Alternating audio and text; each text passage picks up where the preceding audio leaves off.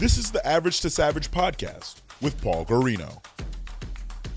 Everyone and anyone, athletes, celebs, and much more.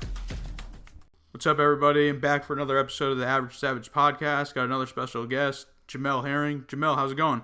Everything's going good, man. I can't complain. True. So let's just jump right into it. Can you tell the audience a little about yourself? Yeah, of course, like you said, my name is Jamel Herring.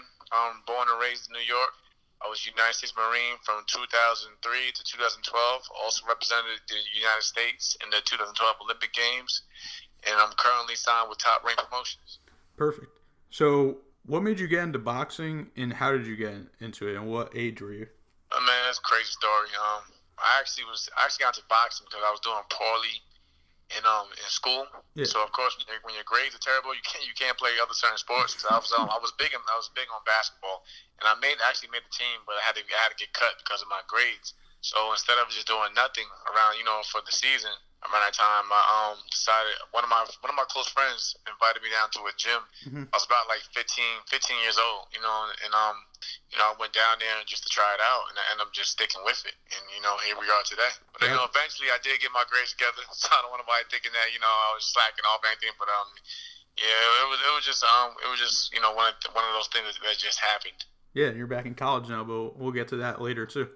Right. And so you had a kind of a late start. Usually boxers are starting probably around 8 to 10, and you were 15. 6, 7, 8, Yeah. So what kind of difficult challenges did you have being older and learning? I had to basically it was different. The amateur system was a lot different from what you've seen on TV, because most of the time you don't really see amateur boxing on TV. So all you seen was the professional level, mm-hmm. Coming up. Yeah. So I had to basically learn how the amateur system it runs for the most part, but boxing kind of came natural, even at the late start. It came natural, especially even as a Marine, I had to take breaks from boxing, numerous times, because I was deployed 2 times to Iraq. Yeah. So I had to basically come back and play catch up. But like I said, I must have did something right, because even for a late start, and I only had under 100 fights as an amateur, and I still made the Olympic team. Gotcha. So yeah, right after high school, you weren't sure what you wanted to do, and you enlisted into the Marines. So how did that all come about? One of my close friends was he was a year older than me, so he had enlisted right after he graduated from high school. And at that time, I wasn't really big or really interested in doing college, but I know I had to do something. Yeah. So I found out that the Marine Corps was they had a boxing program, and it was just something I could do for as a career also coming out of high school. I didn't want to just stay around in New York, because some kids, when they get out of high school without a plan, they just stick around too long, and then they eventually lose track of what they want to do. So as soon as I graduated from high school, I went straight into the Marine Corps that following October. Gotcha. Now, what was that experience like, being in the Marines and then participating in their boxing program?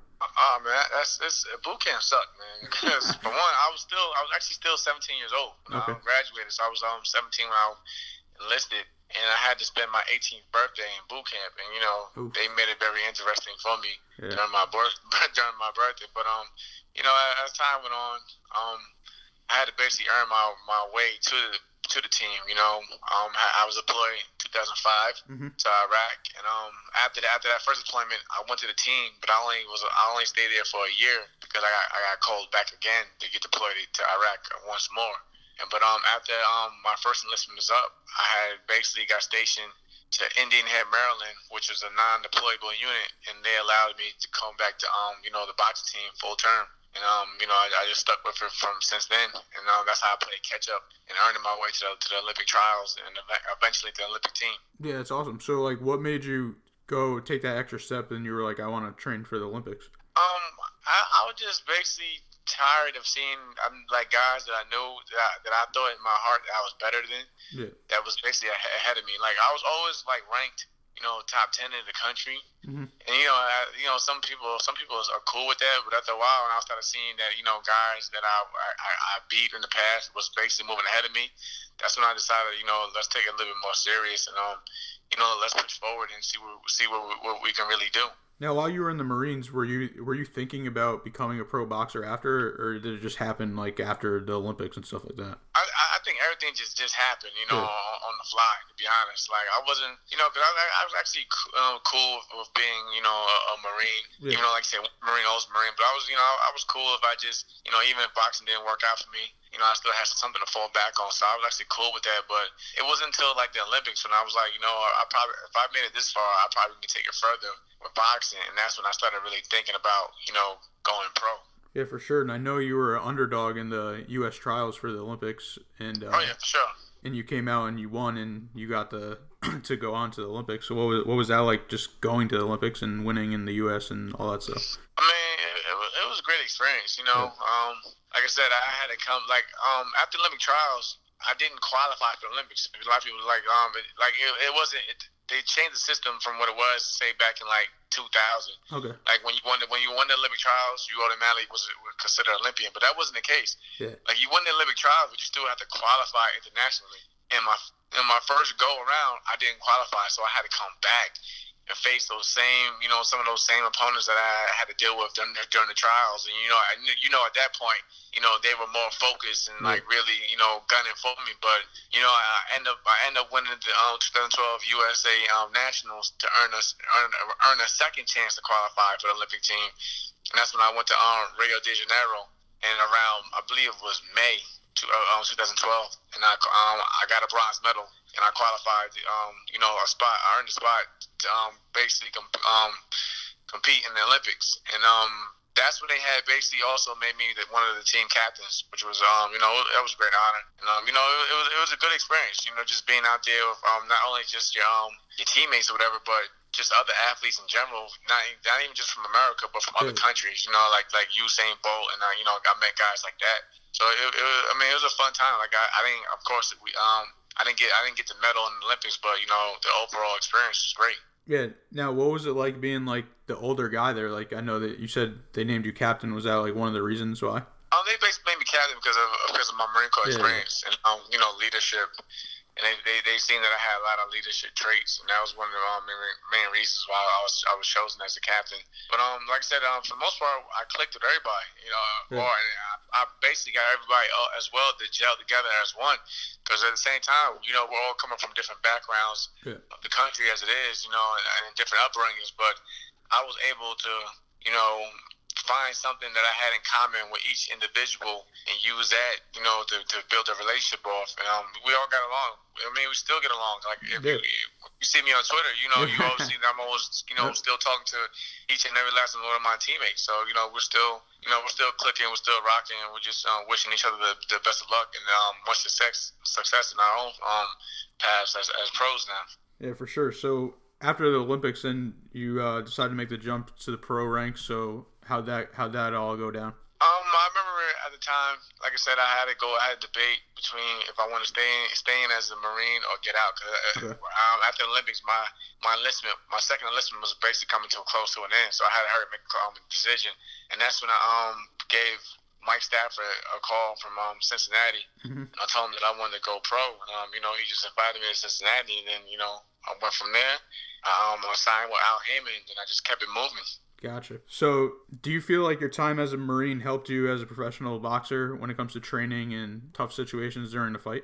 Oh yeah, of course. Because boxing is more mental than physical, and I believe if you can deal with much of the stuff that I've seen and dealt with as a Marine, the boxing, to me, that's the fun part. I'm not afraid of hard work. And, like I said, it comes that's why I say it comes natural to me. Like I'm not afraid of hard work. I love learning new things. I follow directions pretty well. Yeah. And like I said, they always say, hard work beats talent. Especially when talent isn't working as hard as you are. Yeah, for sure. So you're 17-2 now. You're fighting on September 14th. Your opponent's coming off a big win. His only loss is to a world-ranked fighter. So what do you expect to see come fight night? Like I said, I'm not too worried. I mean, I give him all respect. Yeah. But I watched the last two fights. Shout out to my boy Toka Khan. Toka was one of the guys that was helping us train to get qualified back in May of 2012. And I've known Toka for years. Mm-hmm. But like I said, Toka's a southpaw. I'm a southpaw. I picked up things that Toka was doing. I know that the guy doesn't like, too much pressure. He doesn't like, matter of fact, doesn't like pressure at all. That definitely doesn't like body shots. People forget, like, he's a natural featherweight. I'm coming down from lightweight to super featherweight. Yeah. So, of course, I know I'll be the bigger man. Like I said, in the last fight with him against Ishmael Mwenda, who's also a training partner in my stable that I'm with now. The fight basically came down to the 2 knockdowns, and that's because he does a lot of retreating.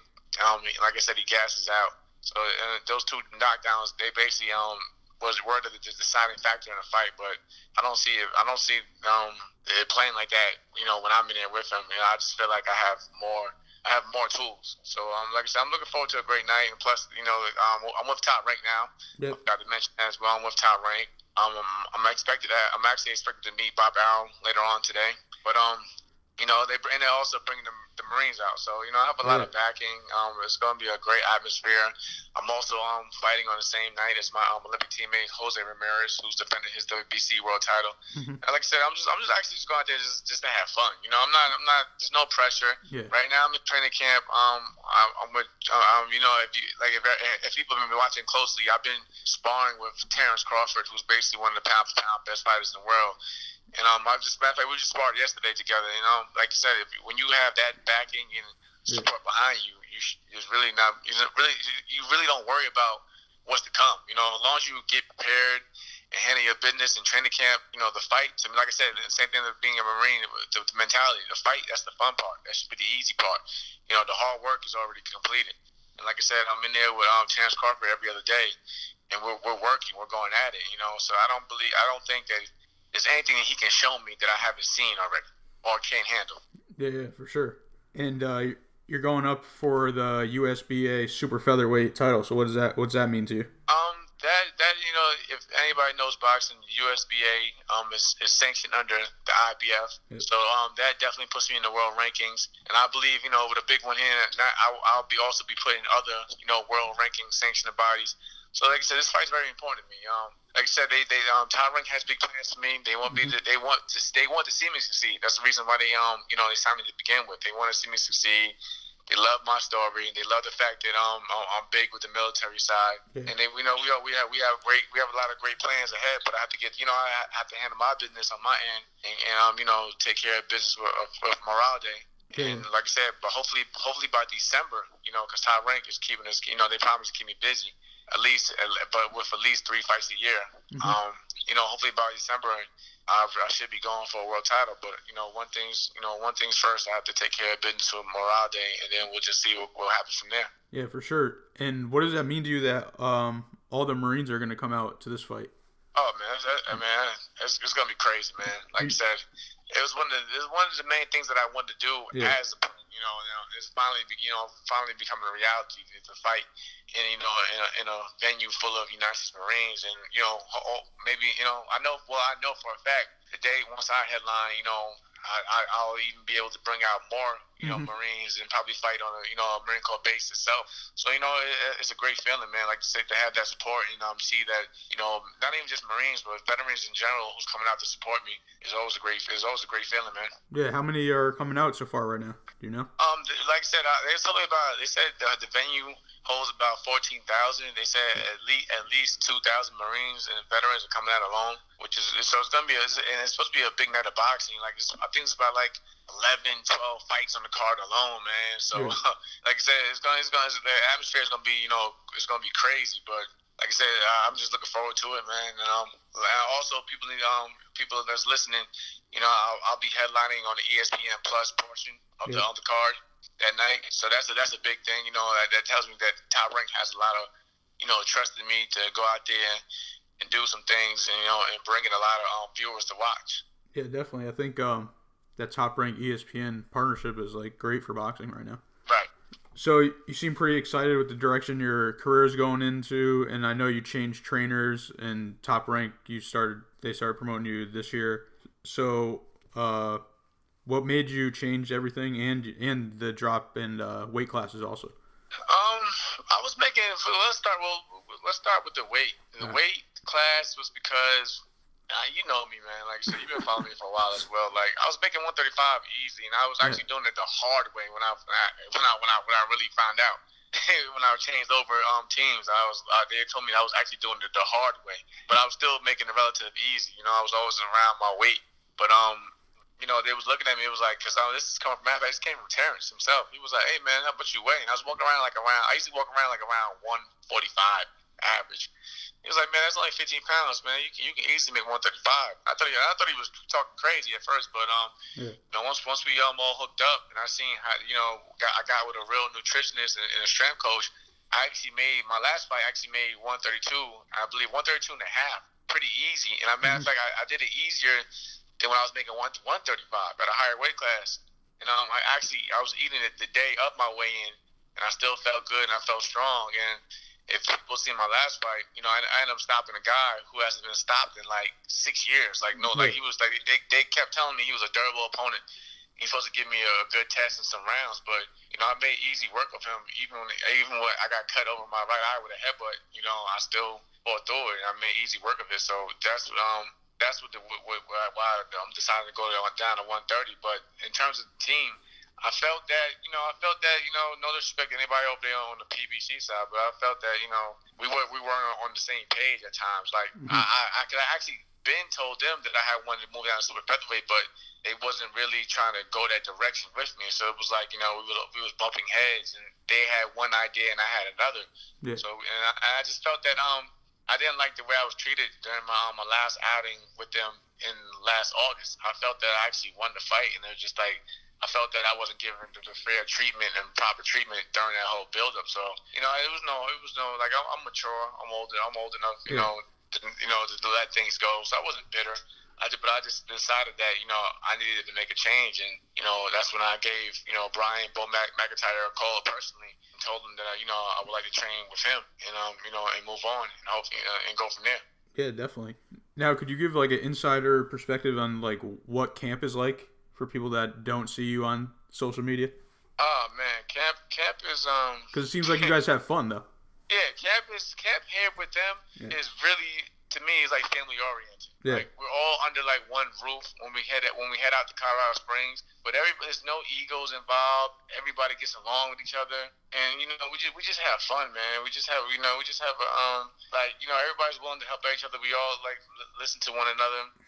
But we work hard, like you said, like you see, man. We really work hard. Like, we're doing something every day for 7 days, literally. But we're not doing it to the point where we're overtraining. But we're just staying busy and keeping our bodies loose. Like, you know, we might do take a bike ride or something on Sundays just to get out or whatever. Or when we're in Colorado, we'll go do the incline and, you know, and then just chill out the rest of the day. But we're always staying busy.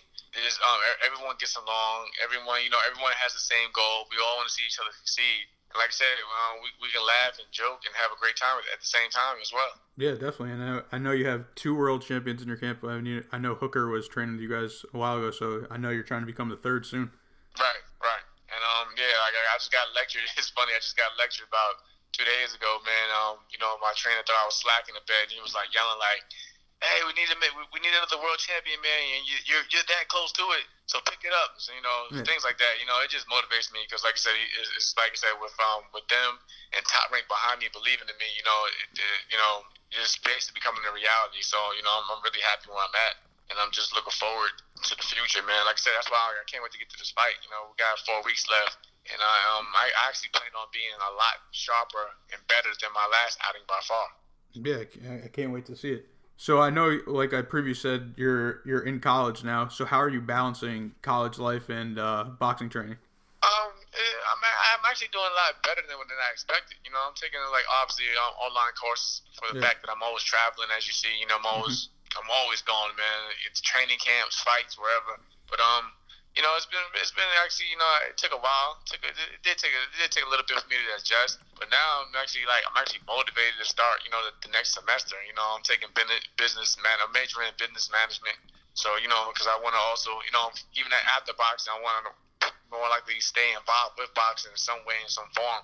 Yeah. So, you know, I've been taking business management courses, but I mean, like I said, it hasn't affected. It hasn't bumped in the way of my training.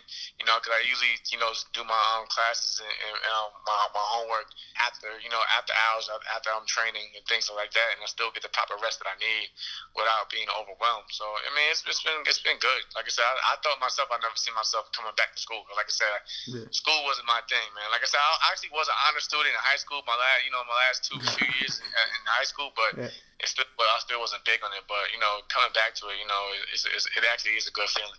So the professors that you have now, do they know that you're like a famous professional boxer? Oh, they actually, the school actually wrote a story on me and everything I've been through, my career and things of that nature. So they know who I am, but at the same time, like I'm still a student, I don't get, I'm not getting any special attention.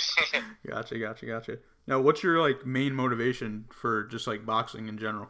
Oh, my main motivation is I want to be the next Marine to win a world title. I think the last Marine to win a world title was around the Ali days. Ken Norton and Leon Spinks, both who actually beat Ali. But I think that was like the last time anybody who served as a Marine won a world title. So that's always been my motivation. Just to put my name out there and saying that I was a Marine who won a world title. Because my last motivation towards the Olympics was the fact that no Marine made the Olympic team in boxing since 1992 on Oscar De La Hoya's team.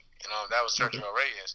And the same year, in that same year, 1992 was the last time a Marine won a national championship, and I accomplished that as well. So now my next goal is to be the next Marine to win a world title. Yeah, just setting goals and achieving them. Exactly. Yeah, it's one goal at a time, man. There you go.